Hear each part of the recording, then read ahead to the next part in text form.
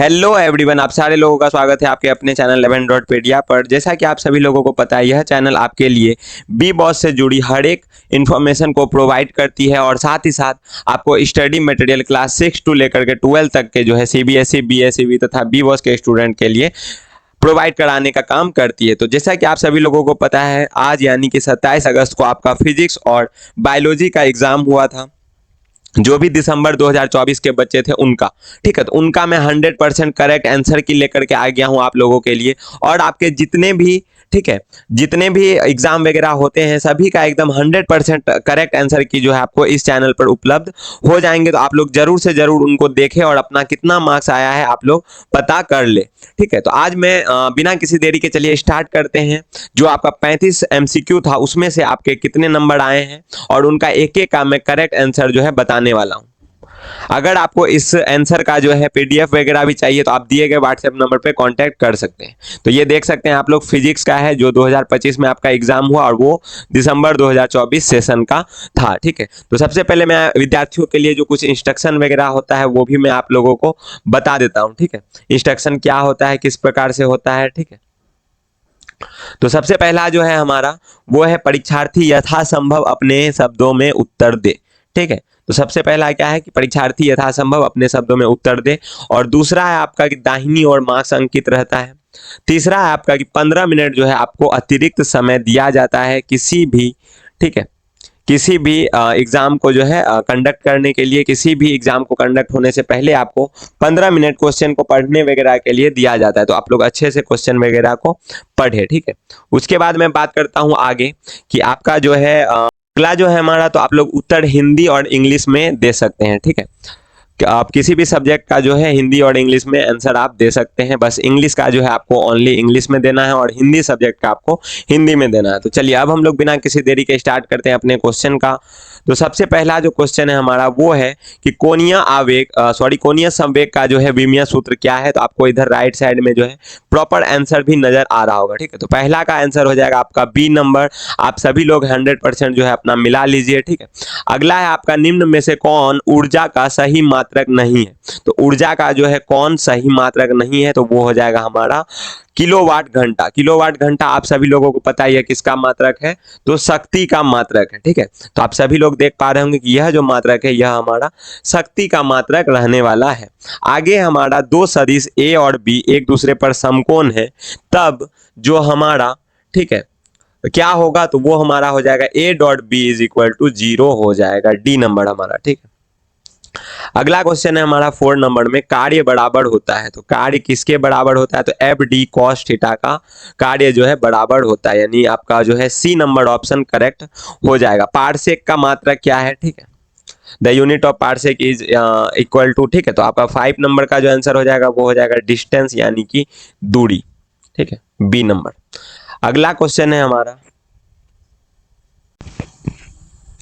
तो आगे आपका 6 नंबर का जो क्वेश्चन है वो है आपका कि यदि पृथ्वी की त्रिज्या हम लोग, ठीक है, क्या करें, घटा दे, आधी कर दे, तो हमारा जो है द्रव्यमान नहीं बदले तो अवधि क्या होगी, दिन कितना होगा, रात कितना होगा।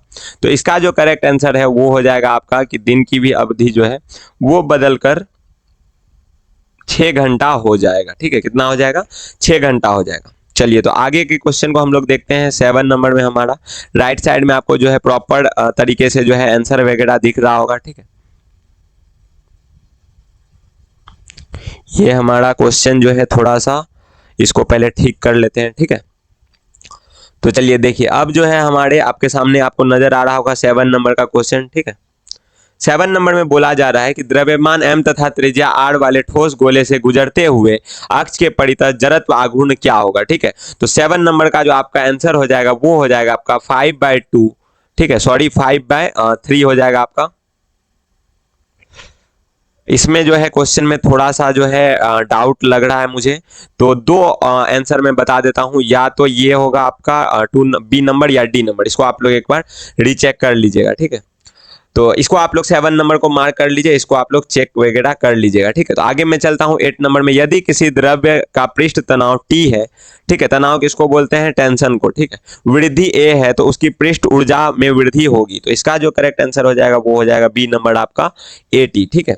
आगे 9 नंबर में हम लोग चलते हैं, एक सरल आवर्त दोलक का आयाम A तथा आवर्त काल T है तो इसकी महत्तम गति व्यंजक क्या होगी। तो इसका जो आंसर हो जाएगा आपका, ठीक है, इसका जो आपका करेक्ट आंसर हो जाएगा वो हो जाएगा आपका, ठीक है, वो हो जाएगा आपका D number, option number D जो है 100% करेक्ट हो जाएगा। आगे क्वेश्चन में हम लोग देखते हैं, निम्न में से 10 नंबर है आपका, निम्न में से सबसे ज्यादा, ठीक है, प्रत्यास्थ है तो इसका जो आंसर हो जाएगा 10 नंबर का वो हो जाएगा आपका स्टील, ठीक है, आपका क्या हो जाएगा, स्टील हो जाएगा, यानी कि ऑप्शन नंबर डी, ठीक है, स्टील हो जाएगा। आगे चलते हैं हम लोग, आर त्रिज्या वाले साबुन के एक बुलबुले के भीतर अंदर अतिरिक्त दाब होगा तो अतिरिक्त दाब जो है वो क्या होगा। तो इसका आंसर हो जाएगा आपका 4/RT, ठीक है, ऑप्शन नंबर बी एकदम करेक्ट हो जाएगा। आगे आपका उष्मा के लिए जो है SI यूनिट, तो उष्मा का आपका सभी को पता है हीट का क्या होता है, जूल हो जाता है, ठीक है, ऑप्शन नंबर बी यहाँ पे करेक्ट हो जाएगा। 13 नंबर में आपका बर्फ के गलन का गुप्त उष्मा क्या है, तो इसका भी करेक्ट आंसर हो जाएगा। आप सभी लोग अपना अपना आंसर बताएं और जो कमेंट में जो है मुझे बताएं कि आपका कितना मार्क्स आ रहा है फिजिक्स के एग्जाम में, ठीक है, फिजिक्स के एग्जाम में जो है आपका कितना मार्क्स आ रहा है। आप सभी लोग जरूर से जरूर जो है हमें कमेंट वगैरह करके बताएं, ठीक है, कमेंट वगैरह करके बताएं, ठीक है। तो बर्फ का गलन की गुप्त उष्मा जो इसका आंसर हो जाएगा आपका, ठीक है, 13 नंबर का 80, ठीक है, 80 कैलोरी ग्राम। आपको राइट साइड में आंसर भी एकदम दिख रहा होगा, 100% करेक्ट आंसर जो हमारे टीम के तरफ से रेडी किया जाता है, ठीक है, आप सभी के लिए कि आप लोग कहीं भी आप लोगों को कोई भी प्रॉब्लम का सामना जो है नहीं करना पड़े, ठीक है। तो अब हम लोग आगे चलते हैं अपने 14 नंबर के क्वेश्चन की तरफ, ठीक है।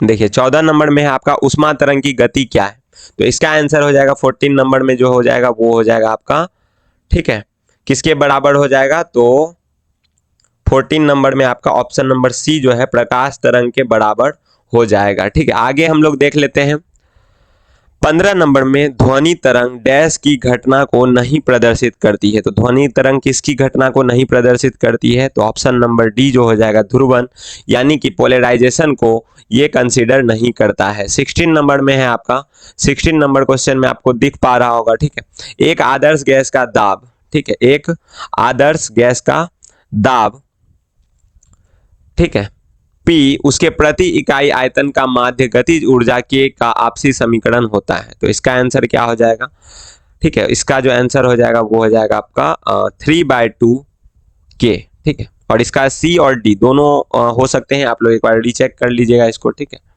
आगे हम लोग देखते हैं 17 नंबर का क्वेश्चन आपका क्या बोल रहा है, ठीक है, ध्वनि तरंग में, ठीक है, उत्पत्ति का कारण है, तो 17 नंबर का जो आंसर हो जाएगा वो हो जाएगा इंटरफेरेंस, यानी कि व्यतिकरण, ऑप्शन नंबर सी। आगे चलते हैं हम लोग, एक इलेक्ट्रॉन वोल्ट बराबर होता है, तो एक इलेक्ट्रॉन वोल्ट जो है वो बराबर होता है 1.6 × 10⁻19 जूल, यानी कि ऑप्शन नंबर आपका डी। आर प्रतिरोध के तार को उसकी लंबाई के 4 गुना खींचा जाता है तो इसका प्रतिरोध माना जाएगा, क्या माना जाएगा इसका, तो 16R जो है 16R इसका प्रतिरोध माना जाएगा। आगे आपका 20 नंबर में 4 माइक्रोकूलम तथा 6 माइक्रोकूलम के दो संधारित्र को श्रेणी क्रम में जोड़ने पर कितना आएगा, तो वो मैं आप सभी को बता देता हूँ। श्रेणी क्रम में कैसे जोड़ते हैं तो वो भी आप लोग जो है सीख लीजिए, ठीक है। श्रेणी क्रम में जोड़ने के लिए आपको 1/4 करना होगा, ठीक है, प्लस 1/ आपको 6 करना होगा, ठीक है, 1/ आपको 6 करना होगा, तो आपका जो एलसीएम आने वाला है वो 12 आ जाएगा। और अगर आप इधर देखेंगे तो 3 + 2 तो 5/12 माइक्रोफैराड, ऑप्शन नंबर बी हो जाएगा आपका। आगे देखते हैं विद्युत तीव्रता E, धारा घनत्व J तथा चालकता के बीच संबंध, तो आप सभी लोगों को पता होना चाहिए जो भी बच्चे पढ़ते हैं, ठीक है, तो ऑप्शन नंबर बी जो है 100% करेक्ट होगा, J = E बाय आपका सिग्मा, ठीक है।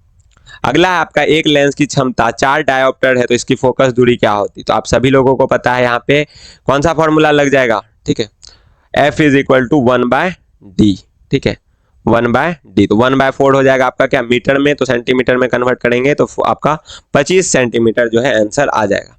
आगे है आपका 1/4 पाई एप्सिलॉन नॉट का परिमाण क्या होता है। तो आप सभी लोगों को पता है इसका जो परिमाण होता है वो क्या होता है, तो ऑप्शन नंबर ए आपका 100% करेक्ट हो जाएगा, 9 × 10⁹। आगे आपका बूस्टर का नियम क्या है, तो ये जो है आपका बूस्टर का नियम हो जाएगा 10 IP, ऑप्शन नंबर डी आपका 100% करेक्ट होगा। वहीं मैं बात करूं अगर निम्न में से कौन जो है आवेश रहित है, तो आवेश रहित इनमें से कौन है, तो प्रोटॉन जो है आपका, ठीक है, सॉरी फोटोन, ठीक है, प्रोटॉन नहीं फोटोन, ऑप्शन नंबर सी। आगे चलते 26 नंबर के क्वेश्चन में, लैम्डा तरंग दैर्ध्य के फोटोन की ऊर्जा कितनी होती है, तो आप सभी लोगों को पता होना चाहिए ये क्या होगा, H/, ठीक है। इस वाले क्वेश्चन में भी जो है थोड़ा सा डाउट है, तो यहाँ पे जो करेक्ट आंसर मुझे लग रहा है वो होना चाहिए आपका Sc/λ। आप लोग एक बार इस कमेंट में जरूर 26 नंबर का बता दीजिएगा कि क्या होगा, ठीक है, इसमें मुझे थोड़ा सा डाउट वगैरह लग रहा है, ठीक है। तो आगे है आपका L का जो है क्या होगा आंसर, तो ऑप्शन नंबर बी जो है एकदम करेक्ट होगा, 1/ω/L। विद्युत चुंबकीय तरंग का वेग क्या होता है, तो वेग क्या होता है 28 नंबर में आपका म्यू, ठीक है, μ0ε0 हो जाएगा आपका correct answer, option number A, ठीक है। आगे आपका 29 में, निम्न में से कौन संबंध धारा घनत्व के रूप में जाना जाता है, तो धारा घनत्व के रूप में कौन सा जाना जाएगा, आप सभी लोगों को पता होना चाहिए, ये जो है हो जाएगा आपका ऑप्शन नंबर ए एकदम करेक्ट हो जाएगा, ठीक है। विषुवत रेखा में नमन कोण का मान क्या होता है, तो नमन कोण का मान जो है विषुवत रेखा पर होता है 0 डिग्री। विषुवत रेखा एक तरह से आप बोल सकते हैं हॉरिजॉन्टल वाला, वर्टिकल रहता तो 90 ले लेते, ठीक है। आगे है आपका लौह चुंबकीय पदार्थ के लिए पारगम्यता क्या होगा, पारगम्यता आपका 31 में पूछा जा रहा है, तो लौह चुंबकीय के लिए हो जाएगा μ इज ग्रेटर देन 1, तो ऑप्शन नंबर ए आपका जो है करेक्ट हो जाएगा, ऑप्शन नंबर ए। आगे आपका 32 नंबर में विद्युत परिपथ की शक्ति होती है, तो शक्ति क्या हो जाएगा विद्युत परिपथ का, तो वो आपका करेक्ट आंसर जो है जाएगा बी हो जाएगा, V²R, ठीक है। 33 एक आवेशित गोलीय चालक के अंदर विद्युत धारा का मान होता है, तो विद्युत धारा का क्या मान हो जाएगा, तो 0 हो जाएगा, 0 हो जाएगा, ऑप्शन नंबर बी। अगला है 34 नंबर में आपको 0.55 का द्विआधारी, ठीक है, समतुल्य होता है, तो इसका क्या आंसर हो जाएगा आपका 110, ठीक है, ऑप्शन नंबर बी जो है आपका 11011 बाइनरी नंबर आपको बताने बोला जा रहा है, तो ऑप्शन नंबर बी जो है करेक्ट हो जाए। वहीं 35 नंबर में देख लेते हैं परमाणु का आकार का क्रम क्या होता है, तो 10⁻⁻10 मीटर, ठीक है। तो ये था आपका 100% करेक्ट आंसर जो है आपके फिजिक्स का एग्जाम का, ठीक है। जो सभी बच्चे अपना अपना आंसर मैच कर ले और कॉमेंट में मुझे जरूर बताएं कि आपका कितने मार्क्स आ रहे हैं, ठीक है। ये आपका 100% करेक्ट आंसर की जो है मैं आप लोगों को बता दिया हूँ, ठीक है। तो आप लोग जरूर अपना चेक करके मुझे ऑब्जेक्टिव में से बताएं कि आप लोगों का कितना सही है, और जो भी बच्चे हमारे नोट्स वगैरह से पढ़ रहे होंगे तो उनका एग्जाम जो है अच्छा जा रहा होगा। आप लोग अभी तक परचेस वगैरह नहीं किए हैं तो दिए गए व्हाट्सएप नंबर पर जल्दी से जाएं और परचेस वगैरह कर ले, आपको बहुत ही ज्यादा एग्जाम में हेल्प होगी, ठीक है। तो मिलते हैं हम लोग नेक्स्ट वीडियो में, तब तक के लिए बाय बाय, टेक केयर, ठीक है। अपने में जी अपना फैमिली का भी ध्यान रखिए और अपने आप का भी ध्यान रखिए और अपने पढ़ाई का भी ध्यान रखिए।